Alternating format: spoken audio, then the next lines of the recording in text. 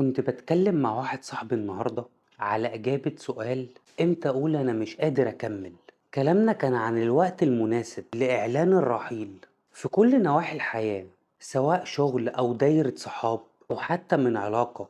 واتفقنا إن الإنسان منه لنفسه كده بيحط قدامه حواجز بتخليه متردد ياخد القرار ده بالذات. أصل الطبيعة البشرية بتميل للاستقرار والأمان حتى لو شافت بعض التعب، بتلاقي مليون مبرر عشان تستحمل، رغم إن مكسب الرحيل بيبقى أكبر لو متبهدل في الشغل وطالع عينه وحقه متاكل، بس بيفضل مكمل ويقول أنا عايز أمشي بس إيه البديل. يكون في علاقة مطلعة عينه ووجوده فيها بيطفيه، بس محبته المفرطة بتخليه ينسى نفسه وكرامته.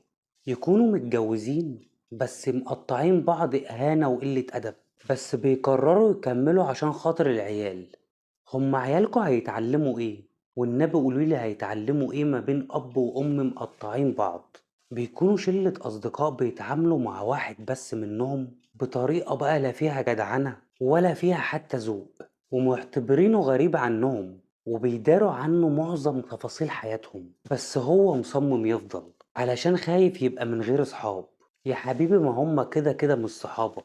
الحقيقة بقى إن البعبع الثابت اللي بيخاف منه أي حد وبيخليه يأجل أي قرار ياخده، إن هو بيخاف اللي ما يلاقيش بديل، سواء مادي أو إنساني، والأهم إن هو خايف يندم. بس أنا عايز أقولك على حاجة، مفيش ندم هيجي طول ما أنت بتختار راحتك النفسية. واحد تخلص من حمل تقيل على قلبه هيلاقي نفسه مؤهل تماما إنه يلاقي بديل مناسب للحاجة اللي هو سابها.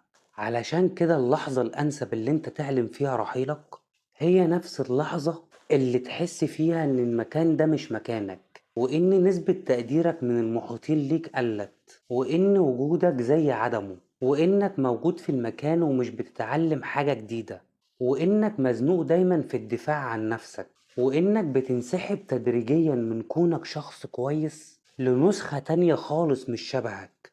امتى اقول انا فعلا مش قادر اكمل وأنفذ القرار بالرحيل؟ في نفس اللحظة اللي تلاقي نفسك بتسأل نفسك السؤال ده.